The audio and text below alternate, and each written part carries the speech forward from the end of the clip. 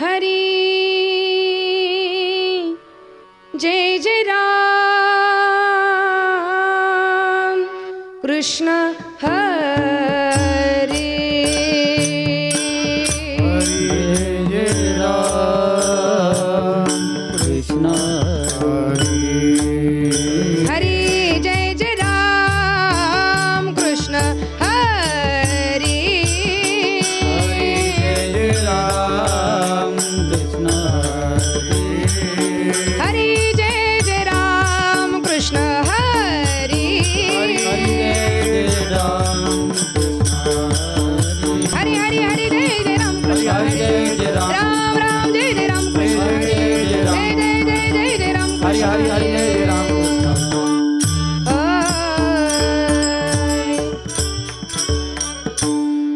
रूपा पाहता लोचणी सुख झाले वो साजणी तो हा विठ्ठल बरवा बरवा तो हा विठ्ठल बरवा लोचनी सुख झाले ओ साधनी तो हा विठ्ठल बरवा तो हा माधव बरवा हा सर्व सुखाचे आगर बाप रखुमा देवी वर तो हा विठ्ठल बरवा तो हा माधव बरवा सुखाचे बाप रखुम देवी बरा तो हा विठ्ठल बरवा तो हा माधव बरवा जय जय राम कृष्ण हरी जय राम कृष्ण हरी जय जय राम कृष्ण हरी जय राम राम राम जय जय राम कृष्ण हरी जय राम हरी हरी हरी जय जय राम कृष्ण हरी जय राम राम राम जय जय राम कृष्ण हरी जय राम हरी हरी जय जय राम कृष्ण हरी जय राम जय जय राम कृष्ण हरी जय जय राम कृष्ण हरी राम कृष्ण हरी जय जय राम कृष्ण हरि जय जय राम जय जय राम कृष्ण हरि जय जय राम जय जय राम जय राम लेकुराचे हित लेकुराचे हित लेकुराचे हित लेकुराचे हित वाहे माऊलीचे चित्त वाहे माऊलीचे चित्त वाहे माऊलीचे चित्त वाहे माऊलीचे चित्त वाहे माऊलीचे चित्त वाहे माऊलीचे चित्त ऐसी कळवळ्याची जाती ऐसे कळवळ्याची ऐसी कळवळ्याची जाती ऐसे कळवळ्याची करी लाभाविना प्रीती करी लाभाविना प्रीती करीला भाविना प्रीती करीला भाविना प्रीती करीला भाविना प्रीती करीला भाविना प्रीती आ पोटी भार वाहे कोटी भारवा आ पोटी भार वाहे कोटी भारवा त्याचे सर्वस्व हीच आहे त्याचे सर्वस्व हीच आहे त्याचे सर्वस्वही आहे त्याचे सर्वस्वही आहे त्याचे सर्वस्वही आहे त्याचे सर्वस्वही आहे ऐसी कळवळ्याची जाती ऐसे कळवळ्याची ऐसी कळवळ्याची जाती कळवळ्याची करी लाभाविना प्रीती करी लाभाविना प्रीती करीला भाविना प्रीती करीला भाविना प्रीती करीला भाविना प्रीती करीला भाविना प्रीती हा तुका म्हणे माझे तुका म्हणे मा हा तुका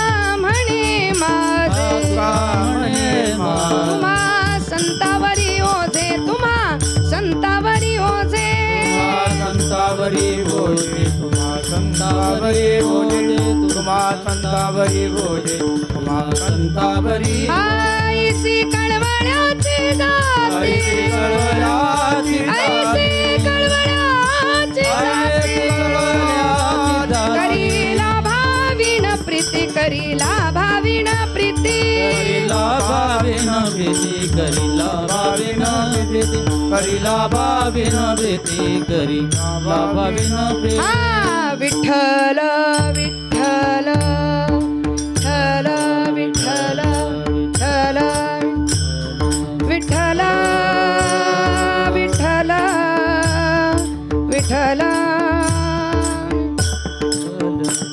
विठ्ठल विठ्ठल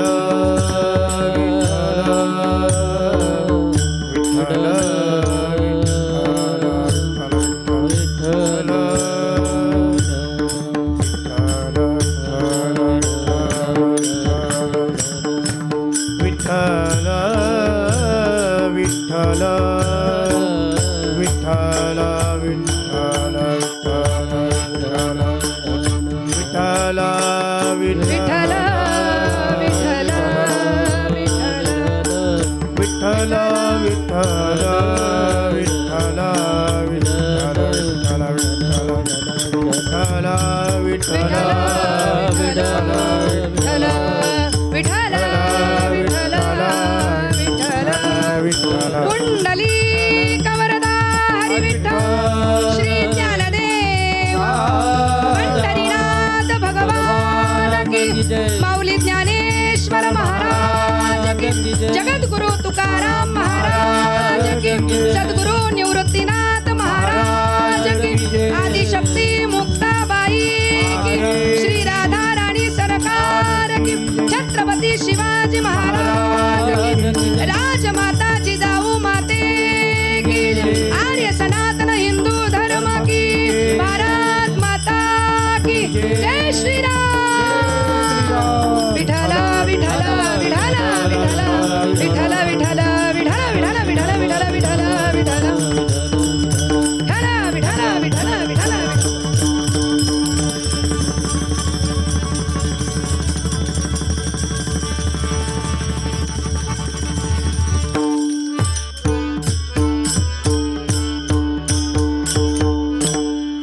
लेकुराचे हित वाही माऊलीचे चित्त ऐसी कळवळ्याची जाती करीला भावीन प्रीती विठ्ठल विठ्ठल विठ्ठल विठ्ठल विठ्ठल विठ्ठल कीर्तन सेवे करता आपणा सर्वांसमोर गायण्यात आलेला अभंग संत श्रेष्ठ वैराग्य मूर्ती तीनही लोके अमर जयांची कीर्ती जे वारकरी संप्रदायाचे कलशस्थान जयांचे शब्द म्हणजे रत्नांची खाण जे सर्व साधकांचे कल्पतरू जे अभंग वाङ्मयाचे महामेरू स्वतः जीवन जगत जगत झाले जगाचे जे गुरु असे जगद्गुरु जगत उद्धारक जगतमान्य संत शिरोमणी श्रीमंत श्री तुकाराम महाराज यांचा चार चरणाचा आई आणि लेकराच्या रूपकाच्या माध्यमातून संतांची महती वर्णन करणारा अभंग सदर सेवे करता सादर केलाय विठ्ठल विठ्ठल विठ्ठल विठ्ठल विठ्ठल विठ्ठल ज्या निमित्ताने ही कीर्तन रूपी सेवा प्रदर्शित केली जात आहे त्या निमित्ताचा परिचय करून द्यायचा असेल तर मी म्हणेल गोठ्यातील गाय घरातील माय अंगणासमोरील पवित्र तुळस मंदिराचे कळस त्या मंदिरातील देव त्या देवाचे देवपण त्या देवाचे सण त्या देवाचे उत्सव किंबहुना संपूर्ण जगाला हेवा वाटावा असे सनातन हिंदू धर्म संस्कृतीतील सण गणेश उत्सव नवरात्र उत्सव दसरा दिवाळी असे अनेक सण उत्सव ज्यांच्यामुळे आज तुम्ही आम्ही साजरे करू शकतो किंबहुना या महाराष्ट्रामध्ये सुरू असलेले कीर्तन भजन नामस्मरण अखंड हरिनाम सप्ताह ज्यांच्यामुळे आपण करू शकतो असे असणारे गो ब्राह्मण प्रतिपालक हिंदवी स्वराज्य संस्थापक क्षत्रिय कुलावतंस राजाधिराज छत्रपती शिवाजी महाराज आणि अशा या छत्रपती शिवाजी राजासारख्या महान राजाला जन्म देणाऱ्या राजमाता, राष्ट्रमाता, धर्ममाता, आदर्श माता, स्वराज्याच्या स्फूर्तीची मूर्ती, प्रजेवर ज्यांनी केली पुत्रव्रत प्रीती आणि म्हणून संपूर्ण जगात ज्यांची कीर्ती, अशा जिजाऊंची आज जयंती आणि या जयंती निमित्ताने आजची ही हरिकीर्तनाची सेवा. विठ्ठल विठ्ठल विठ्ठल विठ्ठल विठ्ठल. आणि या कीर्तन रूपी सेवे करता तुकाराम महाराजांचा अभंग आपण समोर गायलेला आहे. आणि या अभंगातून जगद्गुरु तुकोबाराय मातेच्या महानतेचं वर्णन करत आहेत. तसं सांगायचं झालं तर आजचा दिवस हा एका महान मातेचा आहे, म्हणजेच जिजाऊंचा आजचा हा दिवस आहे. आणि म्हणूनच अभंग निवडलाय जगद्गुरु तुकोबारायांचा, ज्याच्यामध्ये तुकाराम महाराजांनी एका मातेची महानता वर्णन केलेली आहे. थोडं सोपं सांगायचं झालं तर मी म्हणेल आजचा दिवस एका महान मातेचा, आजचा दिवस एका महान मातेचा. आणि अभंग घेतलाय मातेच्या महानतेचा. विठ्ठल विठ्ठल विठ्ठल विठ्ठल विठ्ठल विठ्ठल विठ्ठल विठ्ठल. जिजाऊ, ज्या जिजाऊंची आज जयंती. जिजाऊ कोण होत्या हो जिजाऊ? तर जिजाऊ तसं पाहिलं तर त्या एक स्त्री होत्या. जिजाऊ ही एक स्त्री होती, परंतु जिजाऊ केवळ एक स्त्री नव्हती, तर ती स्वराज्याच्या स्फूर्तीची मूर्ती होती. ती जाधव घराण्याची लाडकी लेक होती. शहाजी राजांची वीर पत्नी होती. नव्हे नव्हे भोसले घराण्याच्या आदर्श सुनबाई होत्या. स्त्रियांना आपल्या अंतकरणातील स्वाभिमान जागृत करून देणाऱ्या त्या स्त्री उद्धारक होत्या. आणि एवढंच नव्हे तर छत्रपती शिवाजी राजांसारख्या महान पुत्राला जन्म देणाऱ्या त्या एक महान माता होत्या. त्या एक महान माता होत्या. विठ्ठल विठ्ठल विठ्ठल विठ्ठल विठ्ठल. जिजाऊ ज्यांचं वर्णन करायचं झालं तर मी म्हणेल वक्तृत्व, नेतृत्व, दातृत्व आणि कर्तृत्व या चारही गोष्टींचा समुच्चय म्हणजेच जिजाऊ. विठ्ठल विठ्ठल विठ्ठल विठ्ठल विठ्ठल. आज तुम्ही आम्ही जो श्वास घेत आहोत हे त्या माऊलीचे उपकार. आदर्श माता प्रत्येकाच्या अंतकरणात धैर्य, प्रेरणा, स्फूर्ती जिने निर्माण केली, स्वाभिमान जागृत केला आणि या गुलामगिरीतून आपल्याला मुक्त व्हायचंय हे संपूर्ण प्रजाजनांच्या अंतकरणात ठसावलं, रोवलं. खरं तर जिजाऊ कोण होत्या हो जिजाऊ? काय होतं त्यांचं जीवन? आपण जर बघितलं तर जिजाऊंच्या जन्माचा काळ म्हणजेच त्यांच्या जन्माच्या अगोदर जवळजवळ 750 वर्षापूर्वी या सुवर्णभूमीवर मुघलांचं आक्रमण झालं. आणि मुघलांचं आक्रमण होत असताना त्या मुघलांनी अनेक मंदिरं नेस्तनाभूत केली, अनेक मंदिरं उद्ध्वस्त केली, अनेक मंदिरं लुटली. आणि असेच मंदिरं लुटत असताना त्यामधील मुलतानचं एक मंदिर, ज्या मंदिरामध्ये त्यांना 230 मण सोन्याची मनुष्यकार मूर्ती मिळाली. आणि एवढंच नव्हे तर त्या मूर्तीच्या खाली 1230 मण सोनं त्या ठिकाणी त्यांना मिळालं. आणि इथूनच या सुवर्णभूमीच्या दुर्भाग्याच्या काळाची सुरुवात झाली. हळूहळू मुघलांची आक्रमणं, यवनांची आक्रमणं, परकीयांची आक्रमणं या भूमीवर वाढू लागली. एक नाही, दोन नाही, अनेक वेळा आक्रमणं झाली. अशा प्रकारे दुर्दैवी अवस्था होत होती, परंतु याची कुणाला जाणीव नव्हती. या गोष्टीबद्दल, या वातावरणाबद्दल, या घटनेबद्दल कुणाला राग येत नव्हता, की कुणाच्या अंतकरणात द्वेष निर्माण होत नव्हता, की कुणाला या गोष्टीची चीड येत नव्हती. अहो, प्रतिकार करणं तर फार दूरची गोष्ट राहिली, परंतु आपण गुलामगिरीत आहोत हेच कळत नव्हतं, याची जाणीव अंतकरणात राहिली नव्हती. तसं पाहिलं तर काय कमी होतं या भूमीमध्ये? या भूमीमध्ये शौर्य होतं, धैर्य होतं, पराक्रम होता, सामर्थ्य होतं, पण तरी सुद्धा अशी अवस्था का झाली? या भूमीमध्ये धैर्य होतं, शौर्य होतं, पराक्रम होता, सामर्थ्य होतं, तरी सुद्धा अशी अवस्था झाली. त्याचं कारण मन मात्र गुलाम झालेले होते, मन गुलाम झालेले होते. आणि हळूहळू ही यवनी बादशहा आक्रमणं वाढवत गेली, परंतु आमची लोक मात्र गुलामगिरीतच जगत राहिली. ते बादशहा स्वतःला म्हणून घ्यायचे, परंतु ते बादशाह होत होते का? नाही नाही महाराज, ज्यांचा जन्म या भूमीमध्ये झाला ना, ते इथले भूमिपुत्र, ते इथले खरे राजे होते. ते इथले खरे राजे होते, परंतु ते मात्र बादशहाच्या दरबारी जाऊन कुर्णिसात घालायचे, म्हणजेच जी हुजूर करून मुजरा घालायचे. आणि त्या मुजऱ्याच्या बदल्यात त्यांना काय मिळायचं? त्या मुजऱ्याच्या बदल्यात त्यांच्या पदरात छोटी मोठी मनसबदारीची भीक घातली जायची. इथला हा मनुष्य, इथला हा भूमिपुत्र हळूहळू दिवसेंदिवस त्यांचा गुलाम होत चालला.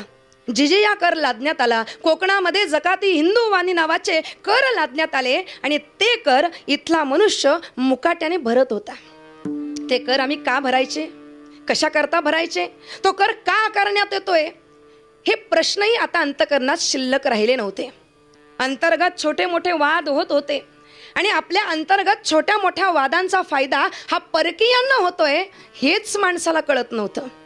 मुघलांची पाय चाटुगिरी करण्यात आता थोडीही लज्जा उरली नव्हती. अशा प्रकारे हिंदू मनुष्य अगदी गात्रगलित झालेला होता. आणि गात्रगलित झालेल्या या हिंदू माणसाला आता उभं कसं करायचं? त्याच्या अंतःकरणात नवचेतना आता कशी निर्माण करायची? आणि अशा अंधकारात, अशा काळोखात, अशा काळात, अशा वेळेत जशा प्रकारे अमावस्येच्या काल रात्रीला विजांची चंद्रकोर चमकावी, तशी जाधवांच्या घरामध्ये एका तेजस्वी कन्येने जन्म घेतला. वार, काळ, नक्षत्र अगदी शुभ आणि पवित्र दिव्य अशा प्रकारचे झाले. पौष पौर्णिमा, पुष्प नक्षत्र. साक्षात श्री रामप्रभूंनी ज्या नक्षत्रात जन्म घेतला ते नक्षत्र. पौष पौर्णिमा, पुष्प नक्षत्र, वार गुरुवार शके 1518 म्हणजेच 12 जानेवारी 1598 रोजी विदर्भातील बुलढाणा जिल्ह्यातील मेहकर तालुक्यातील सिंदखेड राजा या दिव्य ग्रामी, जिने हिंदवी स्वराज्याचं दिव्य स्वप्न पाहिलं, ते दिव्य स्वप्न आपल्या पुत्र शिवबाच्या डोळ्यासमोर ठेवलं आणि ते स्वप्न साकार करून जिने दाखवलं, अशा राजमाता, राष्ट्रमाता जिजाऊंचा जन्म विदर्भाच्या नगरीला पावन करण्याकरता झाला. आणि जिजाऊंच्या जन्माने फक्त विदर्भ नगरी नाही तर संपूर्ण महाराष्ट्र पावन झाला. आणि म्हणूनच हिंदवी स्वराज्य संस्थापिका राजमाता, राष्ट्रमाता जिजाऊ माते की विठ्ठल विठ्ठल विठ्ठल विठ्ठल विठ्ठल.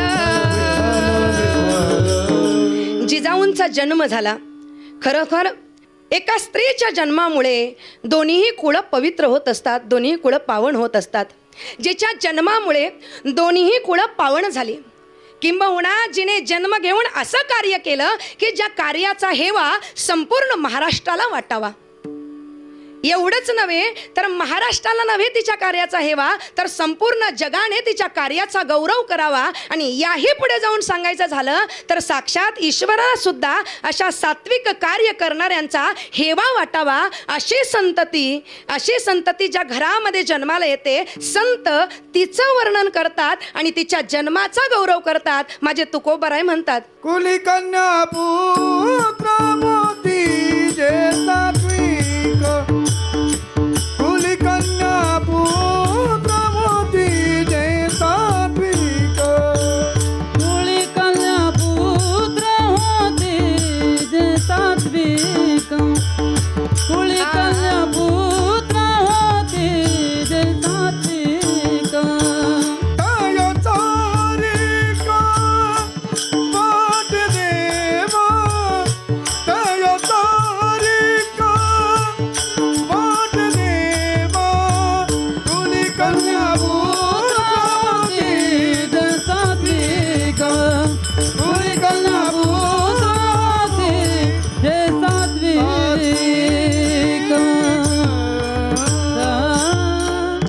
माझ्या तुकोबरायांनी गौरव केलाय अशा कन्येचा, अशा पुत्राचा. कुळी कन्या पुत्र होती जे सात्विक, तयाचा हरीक वाटे देवा. त्याचा हरीक, त्याचा हेवा देवाला वाटावा. ज्यावेळेस कुळामध्ये अशी सात्विक कन्या, असे सात्विक पुत्र जन्माला येत असतात. आणि म्हणून जिजाऊंच्या जन्माने संपूर्ण विदर्भालाच नव्हे तर महाराष्ट्राला आनंद झाला. कारण या भूमीला गुलामगिरीतून सोडवण्याकरता जो राजा, तिने आपल्या उदरातून, आपल्या गर्भातून जिने संस्कारांनी अभिभूत अशा प्रकारे जन्माला घातला. जिजाऊ माता यांचा जन्म झाला. कुठे झाला? विदर्भात झाला. जाधवांच्या घराण्यामध्ये झाला. जाधव, खरं तर हे जाधव घराणंही सामान्य नव्हतं बरं का. या जाधवांच्या घरामध्ये शौर्य होता, पराक्रम होता, सामर्थ्य होतं, धैर्यवान होते हे जाधव. एवढं धैर्य, एवढं शौर्य, एवढं पराक्रम, एवढं सामर्थ्य या जाधवांकडे का होतं महाराज? कारण हे जाधव घराणं सामान्य नव्हतं. द्वापारातील यादव तेच कलियुगातील जाधव. तुम्ही म्हणाल कसं काय? तर यादव, यादव हा शब्द कलियुगात अपभ्रंशित रूप म्हणजेच जाधव. यादवाचं पुढे जाधव झालं आणि साक्षात भगवान श्रीकृष्णाचं कुळ म्हणजेच हे जाधवांचं घराणं. जन्म पौर्णिमेला झाला बरं का. जन्म पौर्णिमेला झाला आणि पौर्णिमेचा चंद्र जसा आपल्या संपूर्ण कलागुणांनी आकाशामध्ये चमकत असतो, तशी क्षत्रियोचित सर्व कलागुणांनी सात्विक अशा प्रकारची कन्या जाधवांच्या घरामध्ये जन्माला आली. वडिलांचे नाव लखोजीराव जाधव आणि आईचे नाव म्हाळसाबाई. खरं तर लखोजीराव जाधवांना कन्येच्या जन्माने इतका आनंद झाला, इतका आनंद झाला की असं वर्णन केलं गेलेलं आहे की सिंदखेड राजा या त्यांच्या गावी त्यांनी दीपोत्सव साजरा केला. एवढंच नव्हे तर कन्येच्या जन्माने एवढा आनंद झाला की हत्तीवर बसून त्यांनी साखर वाटली. साखर. कन्या जन्माचा सोहळा कसा करावा, कन्या जन्माचा उत्सव कसा करावा, कन्या जन्माचा आनंद कसा साजरा करावा हे जिजाऊंच्या वडिलांनी जगाला दाखवून दिलं. आणि म्हणून ही भूमी स्त्री जन्माचा आदर करणारी आहे, गौरव करणारी आहे, सत्कार करणारी आहे. परंतु वाईट वाटतं सांगताना, खंत वाटते. ज्या भूमीमध्ये स्त्री जन्माचा एकेकाळी गौरव होत होता त्याच या भूमीमध्ये आज कलियुगामध्ये स्त्री भ्रूण हत्येचं प्रमाण वाढतंय. स्त्रीचा जन्मच नाकारला जातोय. खरं तर आम्ही जर बघितलं तर आमच्या संपूर्ण आयुष्यामध्ये स्त्रीची भूमिका ही किती महत्त्वपूर्ण आहे. आम्हाला जन्म द्यायला आई हवी, आम्हाला जन्म द्यायला आई हवी, राखी बांधायला बहीण हवी, हट्ट पुरवायला मावशी हवी, पुरणपोळी भरवायला मामी हवी, गोष्ट सांगायला आजी हवी, जेवणाच्या सोबतीला पत्नी हवी. पण या सगळ्या भूमिका पूर्ण करण्याकरता अगोदर एक मुलगी जन्माला यायला हवी. हेच माणूस विसरतो, हेच माणूस विसरतो. मुलगी जन्माला आली पाहिजे, तिचा जन्म नाकारू नये. विठ्ठल विठ्ठल विठ्ठल विठ्ठल विठ्ठल. आनंद झाला महाराज, आनंद झाला लखोजीराव जाधवांना. खरं तर ज्या घरामध्ये जन्माला आली ते जाधव घराणंही सामान्य नाही. आणि ज्यांच्या दारात ती खेळू लागली ते लखोजीराव जाधव हे सुद्धा सामान्य नव्हते बरं का. या लखोजी जाधवांचा पराक्रम, सामर्थ्य काय वर्णन करावं महाराज. निजामाच्या दरबारी 5000 मनसबदार ते होते. देशमुखांच्या 27 वाडे आणि 52 चावड्या या त्यांच्याकडे होत्या. एवढंच नव्हे तर सिंदखेड, पैठण असे अनेक प्रांत हे स्वखर्चा करता, वैयक्तिक खर्चा करता बादशहाने त्यांना दिले होते. इतिहासामध्ये लखोजीराव जाधवांचं मोठा थाटामाटात वर्णन केलंय बरं का. आणि अशा पराक्रमी वडिलांच्या घरामध्ये जिजाऊ जन्माला आली, लेक जन्माला आली. खरं तर लेकीचं आणि बापाचं नातं हे फार वेगळं असतं, फार निस्वार्थी असतं. मला नेहमी एक वाटतं, खरोखर ज्यावेळेस लेक जन्माला येते ना, ज्या घरात जन्माला येते ना, तो बाप भाग्यवान असतो बरं का, भाग्यवान असतो. लेक जन्माला आली आणि लखोजीराव जाधवांचं या 4ही भावंडांपैकी कन्येवर खूप प्रेम होतं, लेकीवर खूप प्रेम होतं. माऊलींनी सुद्धा लेकीच्या प्रेमाचं वर्णन करावं. माऊली म्हणतात, अगा आत्मजेच्या विषयी जीवू जैसा निरबिलाशी, तैसा सत्कर्मी अशेशी निष्काम होई. आत्मजा, आत्मजा म्हणजे लेक, आत्मजा म्हणजे कन्या. या कन्येच्या प्रति बाप अगदी निरपेक्ष असतो, अगदी निस्वार्थी असतो. लखोजीराव जाधवांच्या घरामध्ये जन्माला आलेली ही लेक दिसामासाने वाढू लागली. फार प्रेम होतं त्यांचं. आणि म्हणूनच लखोजीराव जाधव ज्यावेळेस न्यायदानाचं कार्य करायचे, दरबारामध्ये असायचे, त्यावेळेस ती त्यांच्या अवतीभोवतीच खेळत असायची. कधी कधी लाडाने, प्रेमाने लखोजीराव जाधव तिला मांडीवरही घ्यायचे. आणि मांडीवर घेतल्यानंतर ती त्रास देत नव्हती, तर अगदी निरीक्षण करून आपले वडील कसा न्याय करतात, कसं सेनापतींशी बोलतात, कसं दरबारातील लोकांशी बोलतात, ही ती अगदी निरीक्षण करून बघायची. आणि अगदी बालवयातच अगदी बालवयातच अश्वदल, गौतमुख, सेनापती अशा मोठमोठ्या राजकारणातील शब्दांशी तिचा परिचय होऊ लागला होता आणि यातूनच तिची बहुश्रुतता आणि चतुरस्त्रता वाढू लागली होती. दिवसेंदिवस मोठी होत जाणारी ही कन्या लखोजीराव जाधवांना अनेक छोटे मोठे प्रश्न सुद्धा विचारायची. तिचे ते चौकस बुद्धी पाहून लखोजींना सुद्धा आनंद व्हायचा. आणि हळूहळू आता कन्या मोठी झाली. लखोजीराव जाधव हे सुद्धा अनेक राजे महाराजांच्या संपर्कात होते. त्यांच्याशी सख्याचे सलोख्याचे संबंध त्यांचे होते आणि म्हणून इतर राजे महाराजांचं, बादशहांचं लखोजीराव जाधवांच्या दरबारामध्ये नित्य अशा प्रकारचं येणं जाणं असायचं. आणि असंच एक दिवस अचानक अगदी अकस्मात जिजाऊंचा विवाह ठरवण्यात आला. तुम्ही म्हणाल कसं काय? इतिहासामध्ये वर्णन केलंय. तो दिवस होता रंगपंचमीचा.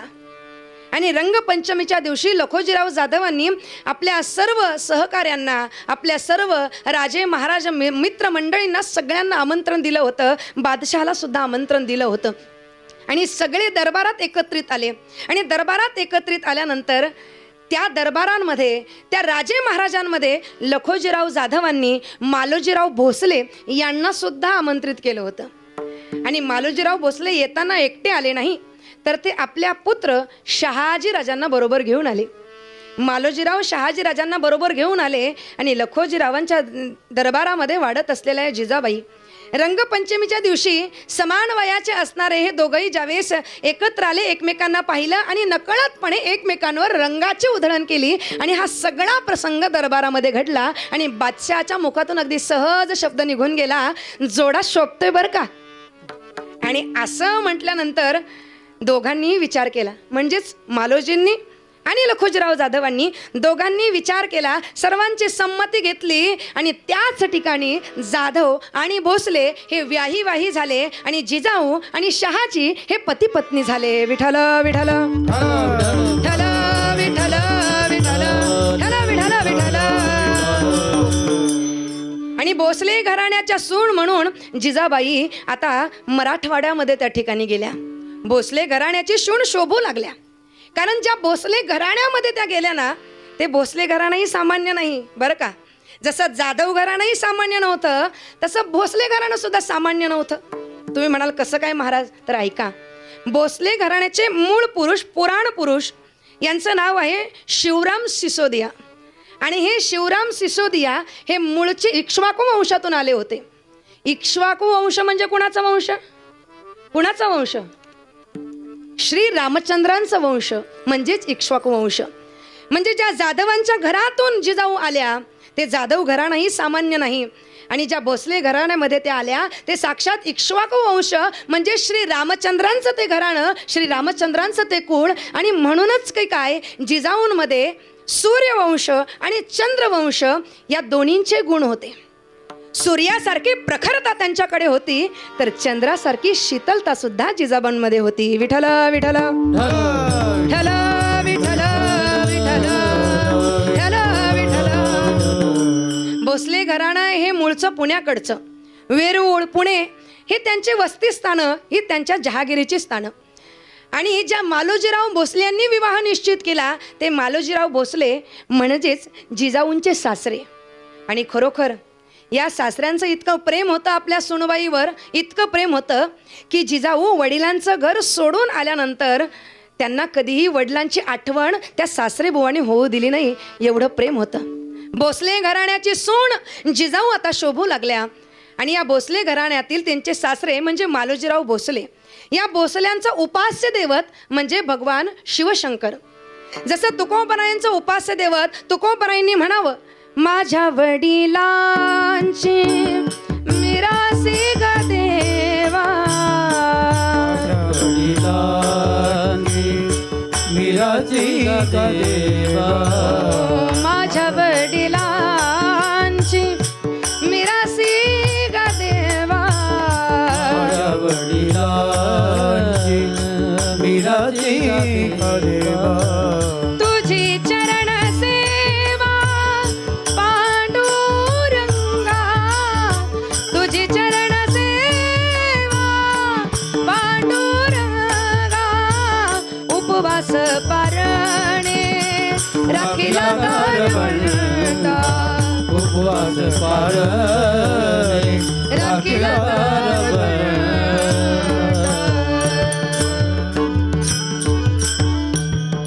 तुकोबराईने म्हणावं, माझ्या वडिलांची मिरासी गा देवा, काय तुझी चरण सेवा पांडुरंगा. पांडुरंगाची चरण सेवा करणं ही आमच्या वडिलांची परंपरा. तशी भोसल्यांची परंपरा शिवशंकराची भक्ती करणं. आणि या शिवशंकराविषयी, भगवान महादेवाविषयी इतकी भक्ती, इतका भाव त्यांच्या अंतःकरणात होता की त्यांनी अनेक मंदिरांचा जीर्णोद्धार सुद्धा केला होता. त्यामध्ये वेरूळचं घृष्णेश्वराचं मंदिर, ज्या मंदिराचा त्यांनी जीर्णोद्धार केला, आणि नुसता जीर्णोद्धार करून ते थांबले नाही, नुसतं मंदिर बांधून ते थांबले नाही, तर त्या मंदिराची नित्य नेमाने पूजा व्हायला हवी. आणि याकरता त्यांनी त्या ठिकाणी तिथे पुजारी नेमला आणि नित्य नेमाने पूजा होती की नाही याचं परीक्षण निरीक्षण सुद्धा ते करू लागले. एवढंच नव्हे तर मालोजीराव भोसल्याने साताऱ्यामध्ये शिखर शिंगणापूरचं एक मंदिर आहे. त्या मंदिरामध्ये चैत्र पौर्णिमेला मोठी यात्रा भरते आणि त्या यात्रेमध्ये अनेक भाविक त्या ठिकाणी येत असतात, अनेक भक्तगण त्या ठिकाणी येत असतात. ते भक्तगण येत असताना चैत्राचा उत्सव असतो, परंतु चैत्र महिन्यामध्ये येणाऱ्या त्या भाविकांना, भक्तांना तिथे पाण्याची अडचण निर्माण होत होती. जलहीन तो प्रदेश होता.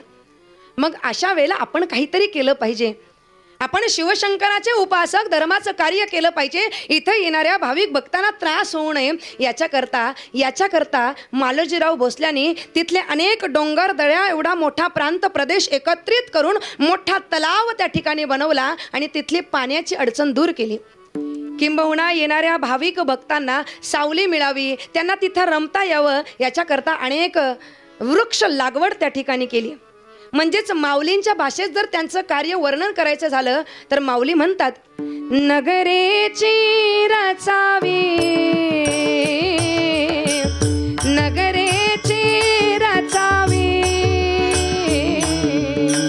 नगरेचे रचावे, नगरेचे रचावे. जलाशये निर्मावे, जलाशये निर्मावे, जलाशय निर्मावे,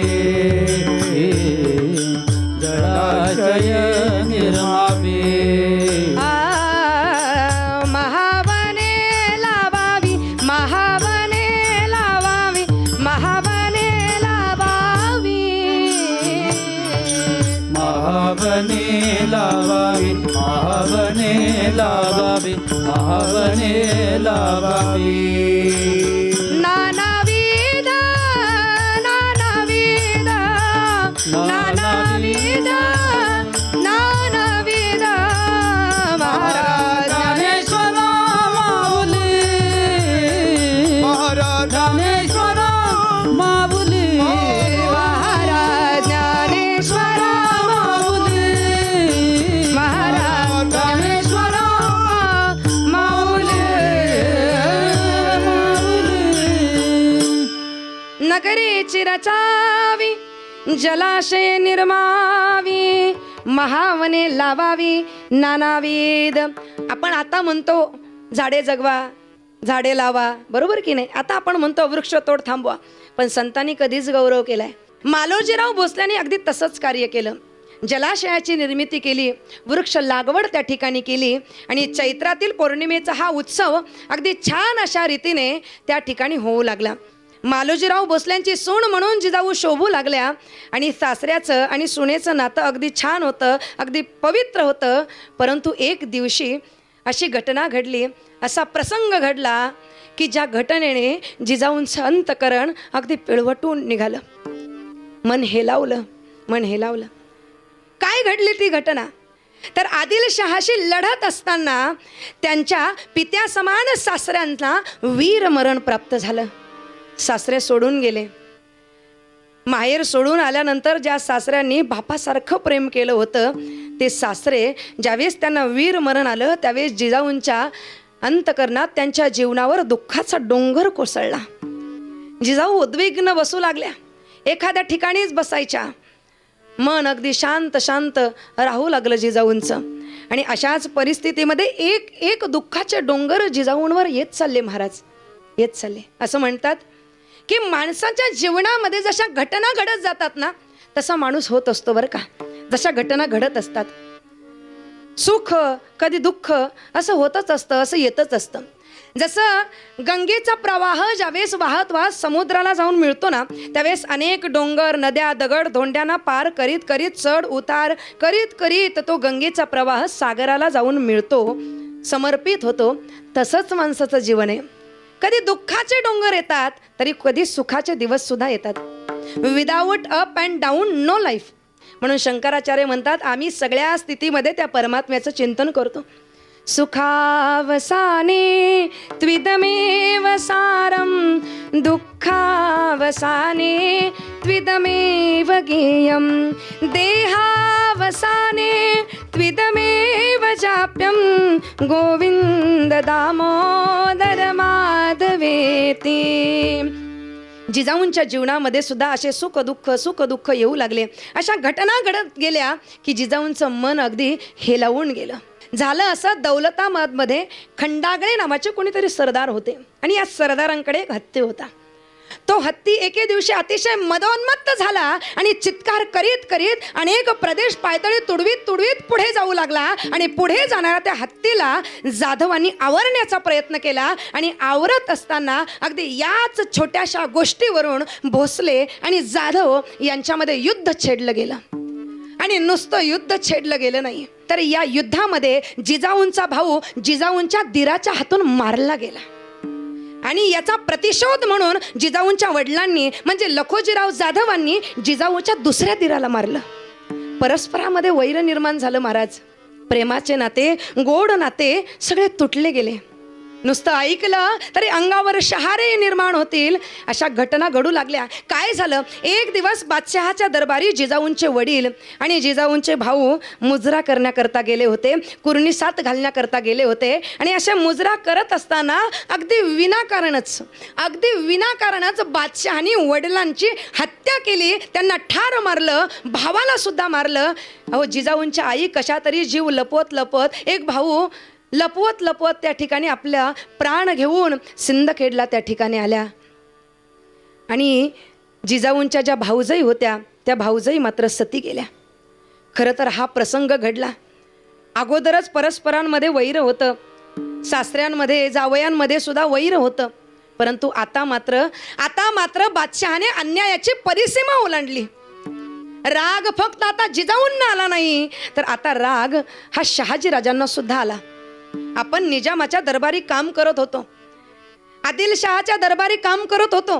कधी या बादशहाकडून त्या बादशहाकडे, त्या बादशहाकडून या बादशहाकडे. बादशहा बदलतो, स्थान बदलतं, काळ बदलते, वेळ बदलते, पण गुलामगिरी मात्र थांबत नाही, मुजरा करायचं मात्र थांबत नाही. आणि अशा वेळेला आता आपण काहीतरी केलं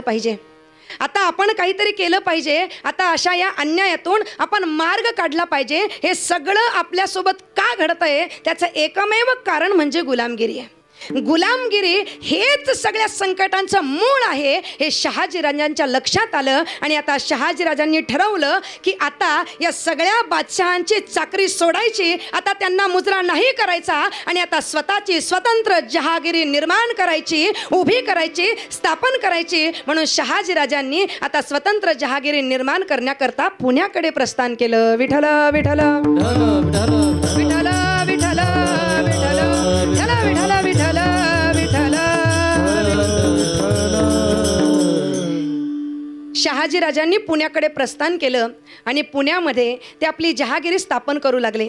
रयतेला एकत्रित केलं की आता आपण चांगल्या अशा प्रकारचं राज्य करूया. आता हे आपलं स्वतंत्र राज्य असणार. कुठेतरी स्वातंत्र्याची, नवीन राज्याची दिव्य स्वप्न शहाजीराजा बघू लागले. परंतु हे स्वप्न बघत असताना मुघलांशी मात्र वैर पत्करलं होतं. मुघलांच्या विरोधात, आदिलशाह निजामशाहीच्या विरोधात ते आले होते आणि ही गोष्ट मुघलांना सहन झाली नाही. शहाजीने स्वतंत्र जहागिरी तयार केली आहे, स्वतंत्र जहागिरी निर्माण करतोय. आणि म्हणून मुघलांनी जहागिरी असणाऱ्या शहाजीराजांच्या त्या पुण्यावर आक्रमण केली. आणि नुसतं आक्रमण केलं नाही, तर त्या भूमीवर नांगराला गाढव जुंपलं आणि गाढव जुंपून संपूर्ण शेती, संपूर्ण जमीन त्या ठिकाणी नांगरली. एवढंच नव्हे तर लोखंडी अवजारं जमिनीमध्ये पुरण्यात आली. फुटका पैसा आणि तुटकी चप्पल पुण्याच्या वेशीवर त्या ठिकाणी अडकवण्यात आली. आणि शहाजीराजांना तिथून त्यांनी घालवलं. शहाजीराजे तिथून निघून आले आणि मुघलांनी अशा पुण्याची अवस्था केली. काय करावं, काही नाही करावं हे शहाजीराजांना समजेन असं झालं. आता आपण कुणाला शरण गेलं पाहिजे, आता आपण काय केलं पाहिजे, नक्की काय करावं शहाजीराजांना समजेन असं झालं. पण त्याच काळामध्ये परिस्थिती अशी आली होती महाराज की इकडे शहाजीराजे मुघलांच्या विरोधात उभे आहे, परंतु पत्नीची अवस्था म्हणजे जिजाऊंची अवस्था काय होती तर जिजाऊ त्यावेळेला गरोदर अवस्थेत होत्या, गर्भावस्थेत त्या ठिकाणी होत्या. जिजाऊंच्या उदरामध्ये गर्भ त्या ठिकाणी दिसामासाने मोठा होत होता, वाढत होता. दोनही जबाबदाऱ्या आता पूर्ण करायच्या आहे. मुघलांनाही तोंड द्यायचं आहे, स्वतःची जहागिरी सुद्धा उभं करायची आहे. इकडून तिकडे, तिकडून इकडे, हा प्रांत सोडून त्या प्रांताकडे त्यांची वाटचाल चालू आहे. आणि अशा परिस्थितीमध्ये जिजाऊ आपल्यासोबत कशा येतील, त्यांची काय अवस्था होणार ही चिंता शहाजीराजांना वाटली. आणि म्हणून शहाजीराजांनी निर्णय घेतला की आता आपण जिजाऊची सुरक्षित व्यवस्था केली पाहिजे. आणि म्हणून जिजाऊंची सुरक्षित व्यवस्था करण्याकरता शहाजीराजांना शिवनेरी किल्ला दिसला की या शिवनेरी किल्ल्यावर जिथे शिवाई देवीचं वास्तव्य आहे, जिथे शिवाई देवीच्या कृपा प्रसादाने तो संपूर्ण परिसर पवित्र गड पावन झालेला आहे, त्या शिवाई देवीच्या सानिध्यात आता आपण जिजाऊंना धाडलं पाहिजे, पाठवलं पाहिजे. आणि म्हणून शहाजीराजांनी जिजाऊंची व्यवस्था सुरक्षित व्हावी याकरता शिवनेरी किल्ल्यावर त्यांना धाडलं, शिवनेरी किल्ल्यावर त्यांना पाठवलं. जिजाऊंचा गर्भ दिसामासाने वाढतोय. शिवनेरी किल्ल्यावर त्या ठिकाणी त्या आहेत जिजाऊ माता.